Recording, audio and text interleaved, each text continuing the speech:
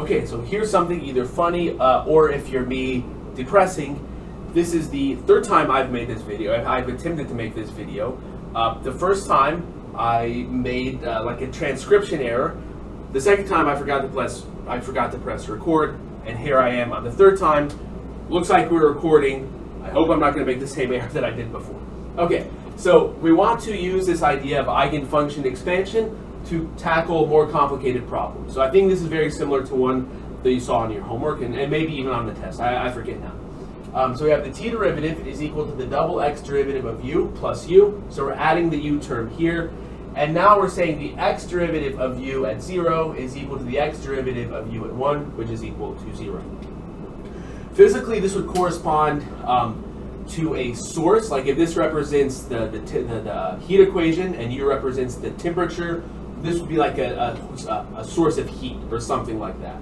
So it's mathematically, we wouldn't call this non-homogeneous, but there is like this source that's sort of coming in externally. It just happens to be related to the temperature of the rod or whatever it is we're modeling. These conditions here, if the derivative of the temperature is 0, if the x derivative of the temperature is 0, remember through specific heat, the temperature is related to the heat. And so what this means is that if the x derivative of the temperature is 0, it means the x derivative of the heat is 0, of the heat distribution is 0, or the thermal energy distribution is 0, meaning there's no thermal energy flow. This would correspond to the endpoints of the rod being insulated when you have the 0 flux conditions here. Okay, so motivated by the fact that we have our t derivative here and everything else over here, we're going to define an operator. L phi is equal to phi double prime plus phi, and this is going to act on the domain of all functions, all smooth functions, where phi prime of 0 is equal to phi prime of 1, and they're both equal to 0. And then we're going to look at the following eigenvalue eigenvector problem. L phi is equal to minus lambda phi. Now, it is the boundary conditions, the restriction of the domain of this operator that makes this an eigenvalue problem. If we didn't do that, then there'd be a solution for every value of lambda. Okay, but the fact that we restrict the domain means that we restrict the number of lambdas that we can have here. The ones for which there are a solution are called the eigenvalues, and the corresponding non-trivial functions are called the eigenfunctions. Okay, so what does L phi mean? This just means phi double prime plus phi is equal to minus lambda phi. We can rearrange this and get phi double prime is equal to minus lambda plus 1 phi. Well, we solved this equation before, just we had a lambda there instead of a lambda plus 1, and so what this tells us then is we're going to have lambda k plus 1 the square root of lambda k plus 1 is equal to k pi, and now this is going to be for k equals 0, 1, and so on and so forth. So whereas when we had the Dirichlet boundary conditions and sine functions, k started at 1, with the Neumann condition, k starts at 0. And this is going to be important later on when we get the solution and then analyze it. Okay, and then we know what the corresponding eigenfunctions are. So for this problem, we're going to have lambda k. Okay, so if I square that and subtract 1, lambda k is equal to k pi squared minus 1, and this is for k equals 0, 1, so on and so forth. We know that phi 0 of x, that's just going to be the constant solution, that's going to be equal to 1. And then phi k of x is going to be equal to cosine k pi x, and then finally we know that L phi k is just equal to minus lambda k phi k, and I'm running out of room, so for your reference you might want to write down what L phi is. L phi is equal to phi double prime plus phi. Okay, so we have our cosine functions, and we know that for these functions, as k goes from 0 to infinity through the integers, that we can write any function as a series of those cosine functions. And in particular, if we look at our solution, which for the diffusion equation we always assume is going to be, smooth because the diffusion equation is smoothing. For every t, you have k equals 0 to infinity ak of t times phi k of x, okay? Because we can, for every fixed t, we get a function of x that satisfies the hypotheses of the Fourier sine series and cosine series, and so we can expand our solution like this.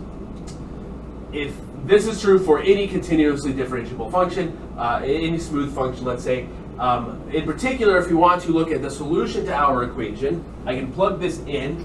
If I take a t derivative, the t derivative of u, well,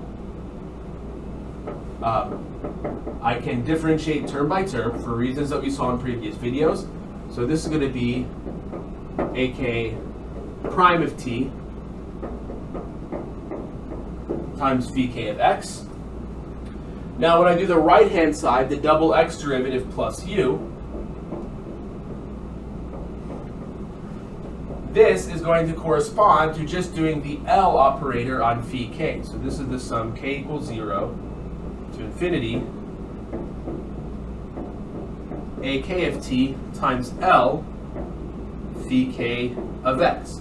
Because remember, L is phi double prime, which clearly corresponds to the double x derivative here, plus phi. So when you add phi, you're also going to add the ak of t terms because you're multiplying this, and so that corresponds to u. Well, what is L of phi k? Well, that's just equal to minus lambda k phi k.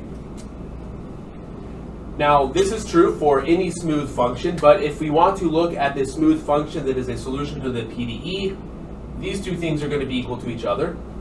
Similar to the sine functions, the cosine functions are orthogonal and therefore linearly independent. And so the only way this can happen is if these coefficients are all equal to each other. In other words, this says ak prime is equal to minus lambda k ak. So what this tells us then is ak of t is equal to some coefficient, which I'm just going to abuse notation and also call it ak, times e to the minus lambda k t. Okay, so really this is like ak of 0, but when I write it up there, I'm just going to write it with an ak. All right, so now what we have is this is ak e to the minus lambda k t times phi k of x. Where again, I want to keep things abstract, but you can keep in mind that phi k of x is equal to cosine of k pi x, and lambda k is k pi squared minus 1. Well, the next thing that I need to do, I'm going to take an intermediate step here, simply because things are a little bit different for the term corresponding to k equals 0. That is when phi k is just equal to 1. So I'm going to write this, typically the way that we would write this is going to be equal to a0 e to the minus lambda 0 t plus the sum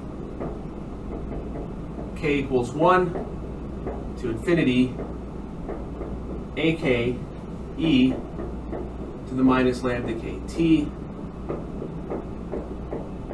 phi k of x.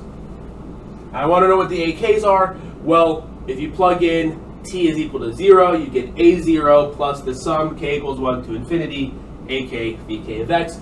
And we've seen before that in a case like this, a0 is equal to the integral from 0 to 1 of f of y dy, and ak, I'll write it and step out of the way, ak is equal to 2 times the integral from 0 to 1 f of y phi k of y dy.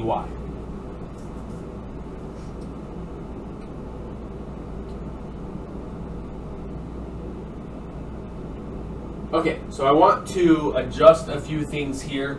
I need to use this board space.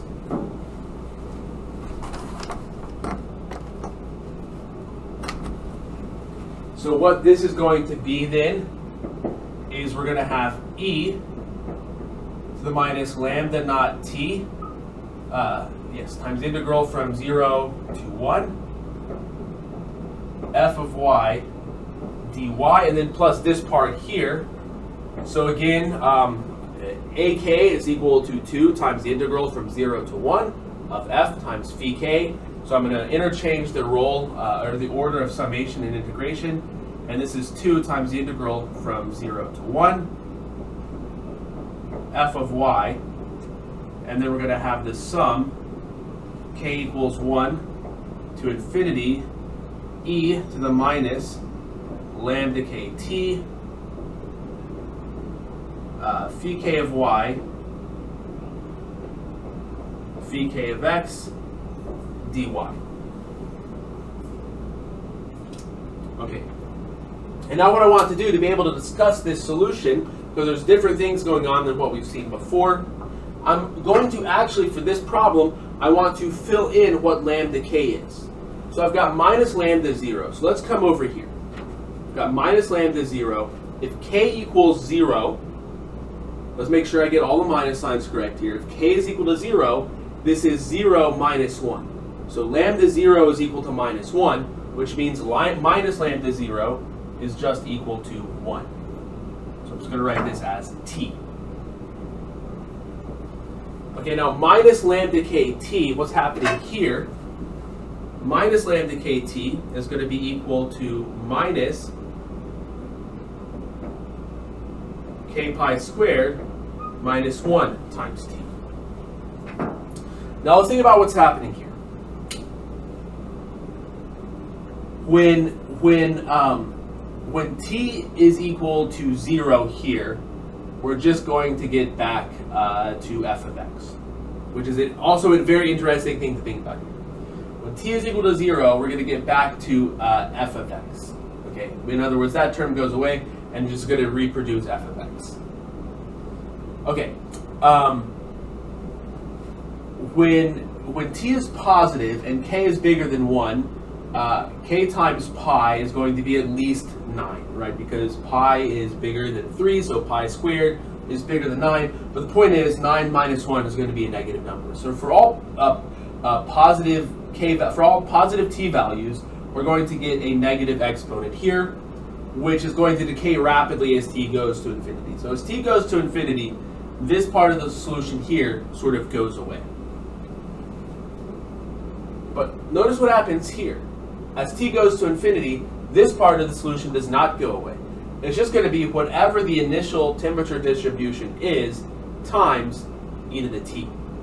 So what's happening now is, because we have a source, what's happening is that the temperature is like increasing to infinity as time goes on. Because we have this source that's proportional to the temperature. So, we've got the t derivative of u is equal to the double x derivative plus u.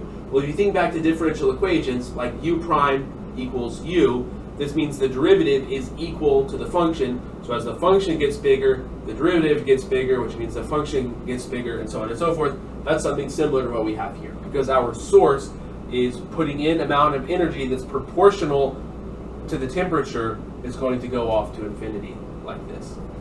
Or negative infinity, depending, f of y could be negative as well, right? So it just sort of depends on what is happening here. Okay, if u is negative, then this would correspond to a sink here. Okay, anyways, so that's a little bit different than what we've seen before, but what we have, bottom line, is an eigenfunction expansion. We're going to find our operator based on the right-hand side, and now this is going to lead into a very abstract discussion of Sturm-Liouville problems, which is going to correspond to basically the most general right-hand side we can have, and the most general set of boundary conditions that we can have as well.